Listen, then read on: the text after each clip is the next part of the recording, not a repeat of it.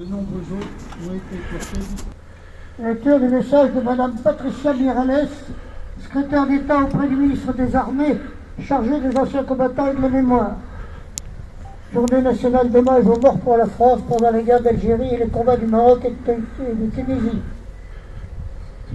Depuis 19 ans, chaque 5 décembre, ce sont les souffrances de tous ceux qui ont combattu pour la France en Algérie, au Maroc et en Tunisie, et de toutes les victimes, y compris celles des événements qui ont suivi le cessez-le-feu du 19 mars 1962, que la nation reconnaît en leur rendant hommage. La cérémonie qui nous rassemble aujourd'hui est cependant particulière.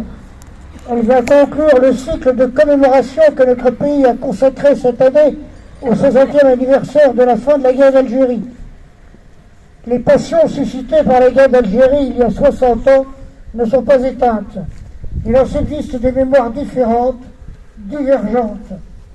L'année écoulée nous a permis d'avancer collectivement vers un objectif essentiel, celui de l'apaisement de ces mémoires, toutes douloureuses, pour renforcer la cohésion de notre nation. La France a envoyé presque 1,5 million d'hommes se battre en son nom en Algérie entre 1954 et 1962. Plus de 23 000 d'entre eux y ont trouvé la mort. En les honorant aujourd'hui, nous disons à leurs frères d'armes, à leurs familles et à leurs proches que la nation ne les oublie pas.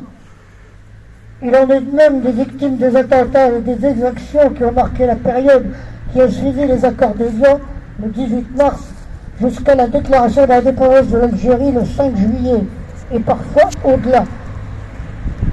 Le président de la République a exprimé au nom de la nation le caractère impardonnable pour la République de la fusillade de la rue d'Isly le 26 mars 1962 et demandé que soit reconnu le massacre du 5 juillet 1962 à Oran.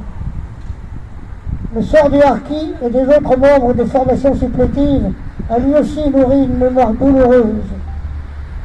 La loi du 23 février porte enfin reconnaissance de la nation et réparation de préjudices subis par les harkis et les autres supplétifs. Des centaines de civils ont disparu en Algérie, comme des centaines de militaires.